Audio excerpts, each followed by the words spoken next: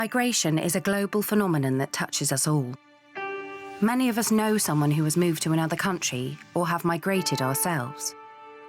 By embracing the 2030 Agenda for Sustainable Development and its 17 Sustainable Development Goals, we have an unmissable opportunity to harness the development potential of migration, to support beneficial outcomes, starting with reducing inequalities and putting the right policies in place to ensure safer, more orderly and regular migration.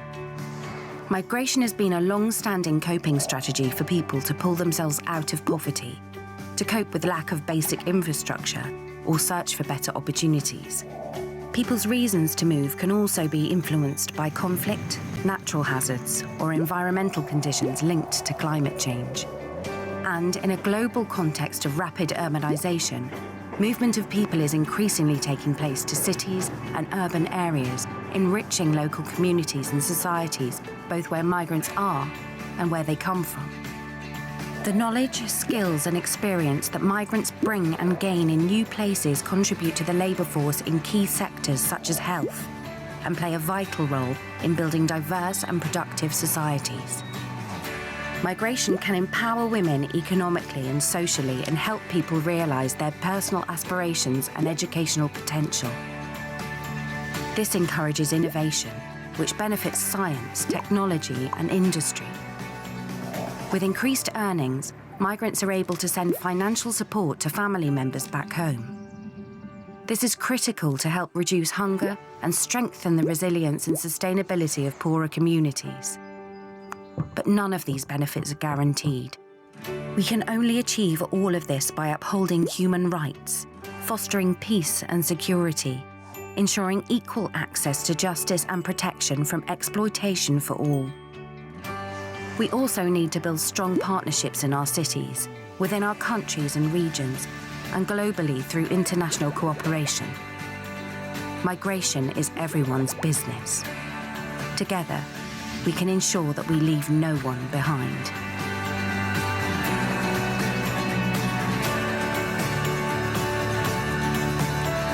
The blueprint for transformation is woven into the United Nations Agenda 2030, ostensibly a vision for a better world. Excellencies, ladies and gentlemen, I say again that taken together, the 2030 Agenda for Sustainable Development and the Paris Climate Agreement provide humanity with a master plan for a sustainable way of life on this planet.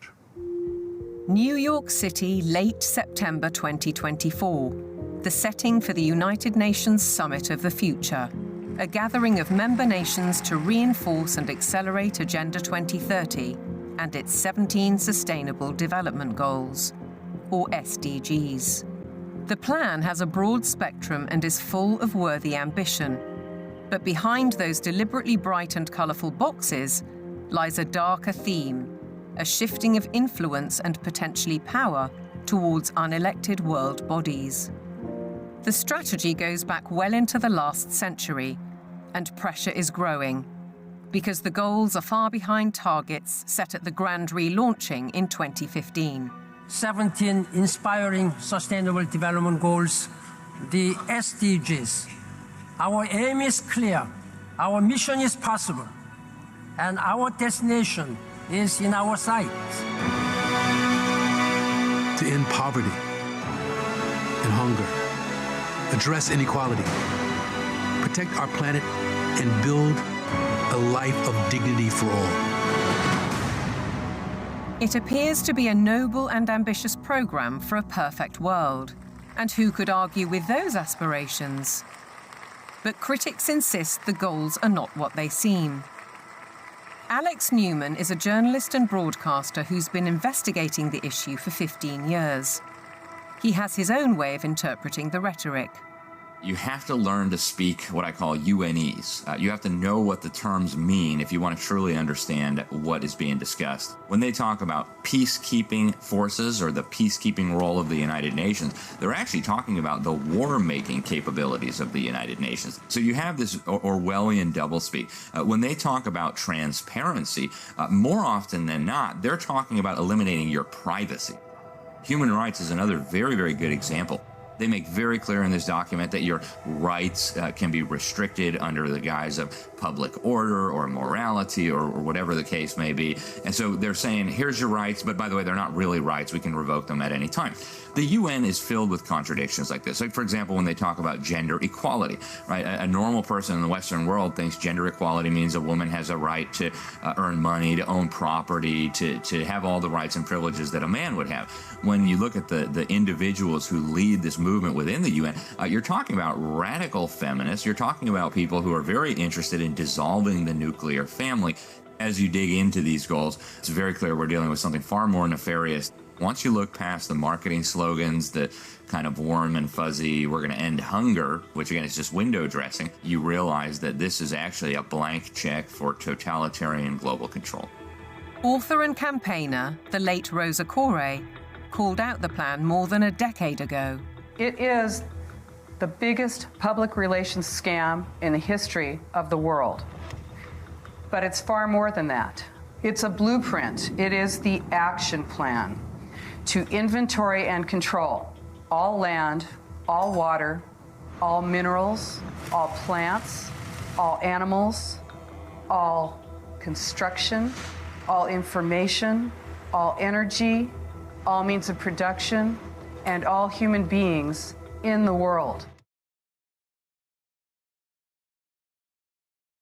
One of the things that I've been fighting against the issuance by the United States, which is now moving toward a central bank digital currency to eliminate paper dollars. In that case, every transaction that you make, if you buy alcohol, whatever you do, the government is going to know about it, and you will be subject to blackmail or subject to pressure. It's a calamity for human rights and for civil rights. In China, they've used central bank digital currencies and made them programmable so that if your social credit score drops below a certain number, for example, if you're seen by a facial recognition camera during a mandatory mask day and your mask is below your nose or something like that, then you lose social credit score points. And if you drop below a certain point average, the government can shut off your money. We're not going to let you buy gasoline. We're essentially putting you under house arrest. You're not going to be able to buy an airplane ticket. You're not going to be able to buy any luxury items or anything other than maybe food. And if the government has the power to do that to you, it really has ultimate power over all of us. These people have invested so much money on finding every excuse they can to try and get us, in the case of digital ID, get us to voluntarily want to adopt it. And we have to focus on the fact that if digital ID does not succeed and people do not comply, it will fail. I mean, it is the cornerstone of like the entire UN Agenda 2030. Without it, the programmable surveillable money won't work. A lot of their designs for what they want to do in the online virtual world will not work.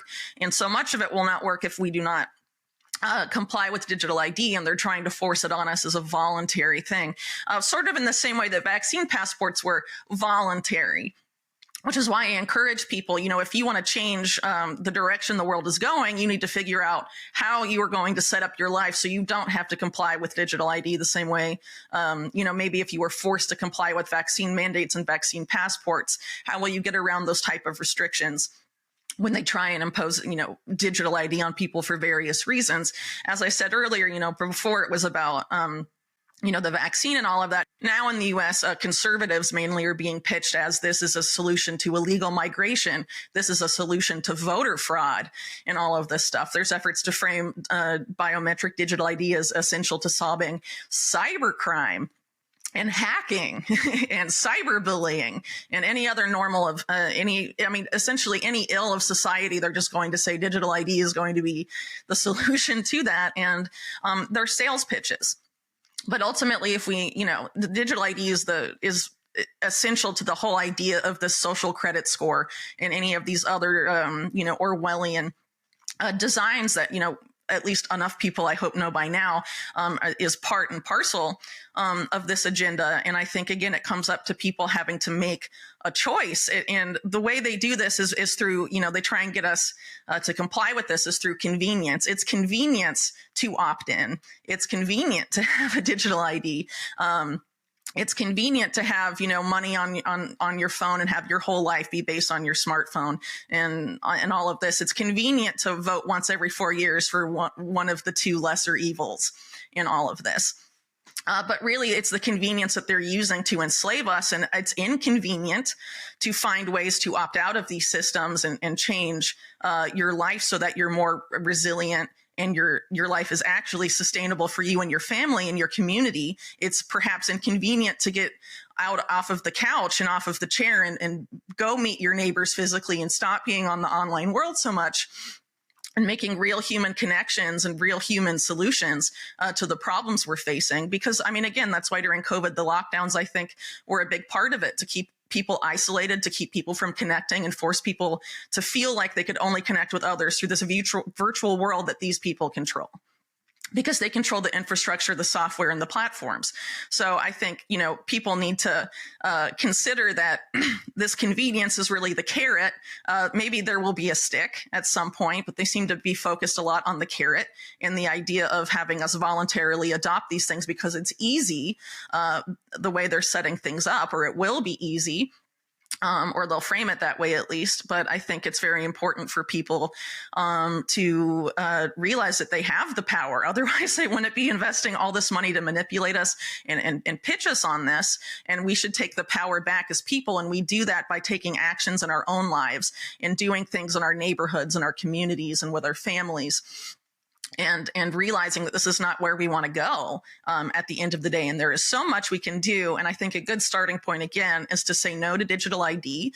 We don't need this biometric digital ID surveillance state that's going to be used not just to surveil what we're doing in real time, but also to predict what we might do in the future. A lot of these plans on the books and things that are being developed by these intelligence agencies are all about predictive policing, meaning pre-crime, and also applying that same methodology to healthcare. Prevent the next pandemic before it happens and all of this stuff. So you don't even need to declare a pandemic anymore to get emergency youth authorization or mandates in particular communities and stuff like that. That is the world they are setting up. It is very bad, and we should opt out, and we can opt out.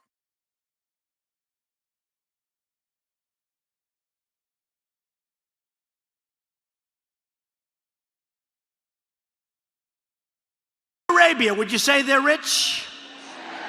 And I love, we protect Saudi Arabia, would you say they're rich? And I love the king, King Solomon, but I said, King, we're protecting you. You might not be there for 2 weeks without us. You have to pay for your military. We've done things that nobody can believe. $21 trillion will be the amount invested in the United States or committed to invest in 1 year. So I'm here 9 months. We're up to almost $18 trillion. Biden, as an example, the Biden administration, if you call it that, it's not, to me, it was the Biden lack of administration. They were less than $1 trillion for 4 years. We're going to be $21 trillion for 1 year. Great partners, I think, no matter who we look to, and we have great partners in the world.